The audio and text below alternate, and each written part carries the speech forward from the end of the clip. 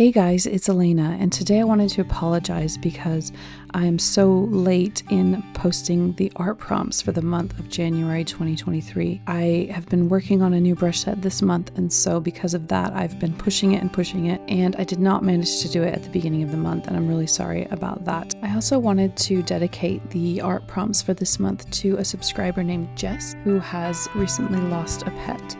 My heart goes out to you, and I'm glad that this art prompt series has been helpful to you. And along those lines, I've chosen pets as the intuitive prompt of the month. It may be that you have a pet or a childhood pet that you think about when you read this prompt, or it may be that you're not an animal person at all. And either way, this prompt is meant to help you explore what comes up and let that be something that inspires your artwork. In addition to the intuitive prompt, we have the visual prompt, and this month I've chosen fur because it goes along with the concept of pets. It also goes along with the new brushes that I've been making, which are fiber art brushes. There's been some really interesting furry creatures popping up in our Facebook group. And as a texture, fur is quite complex and interesting, so I wanted to explore that. So let's go ahead and get started.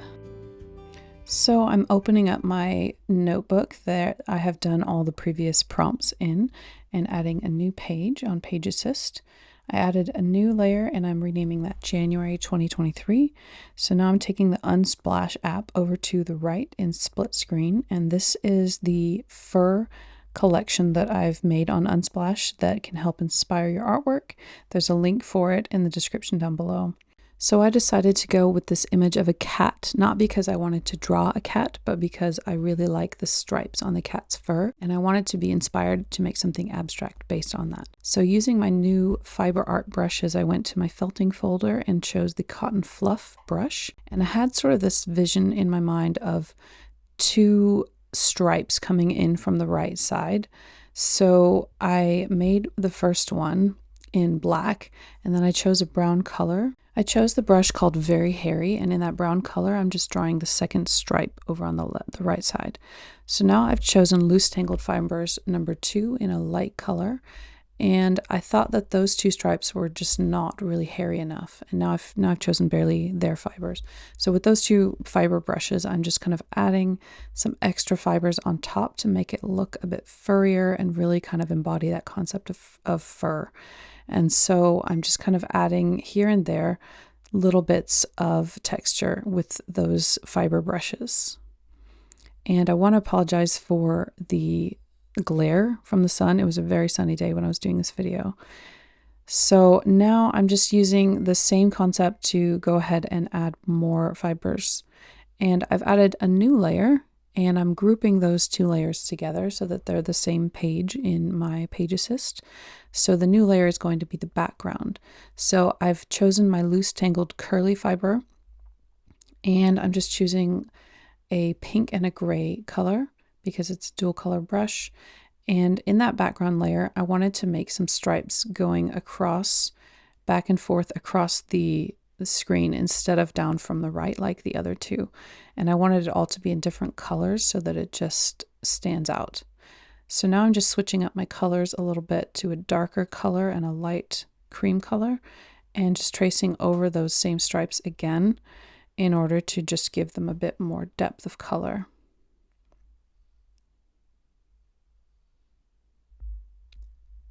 And so now I went with a brush called Tough Fluff, added a new layer and put it below everything.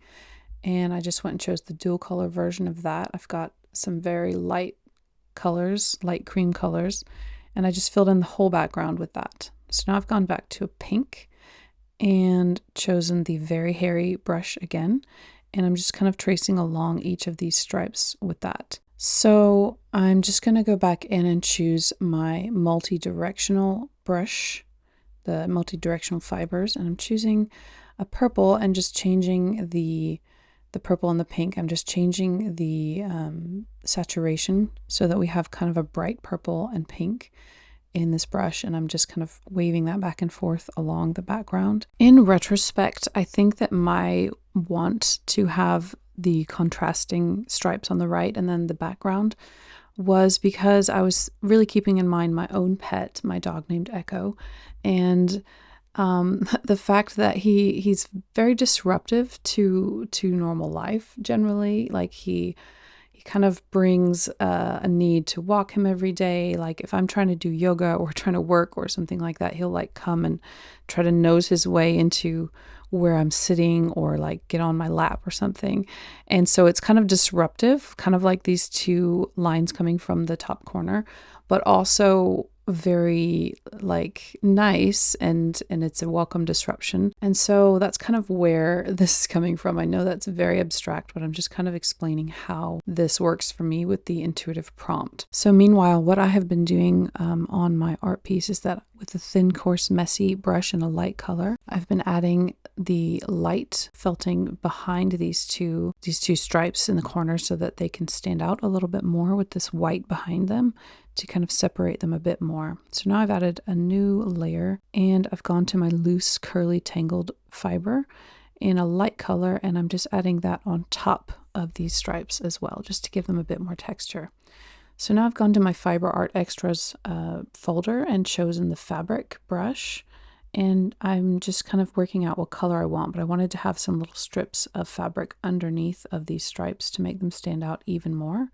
So I'm just kind of playing around with that concept of adding a different texture, a different kind of fiber down below.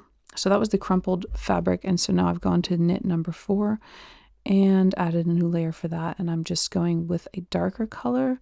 I decided I wanted that on top so that we've got kind of 2 layers of different fabrics going on underneath each of these stripes. One is knit and one is a crumpled light colored fabric. So now I've gone back to that light colored fabric and I'm just kind of adjusting it so that I like how it looks. So it's just sort of peeking underneath. And I've added yet another layer now, and the barely there fibers. And this layer I kind of wanted to be right above that pink background, and I'm just kind of adding some light colored fibers just to make it all a bit hairier and a bit more 3D, and just have this feeling of it being almost like something you could touch. So now I added a new layer on top of everything, and I wanted to add some interest with some stitching. So in the triple stitch, I'm just adding some white stitches to the top here. And I went also with a wonky satin stitch number 2, also in white, and I wanted to add some stitching with that. And I'm not really thinking too much about where I want to put it. I'm just kind of thinking what looks empty, what looks like it wants to have an embellishment on it. So that's how I decided that. So that concludes my interpretation of this month's art prompts. I apologize again for the bad quality video and for the lateness of this post, but I hope that this can give you some kind of inspiration to create some abstract art of your own. And it might look completely different from mine, but we are exercising that intuitive muscle and we're working on creating something abstract that means something for you. So thank you so much for watching, and I really appreciate you being here, and I will see you next time.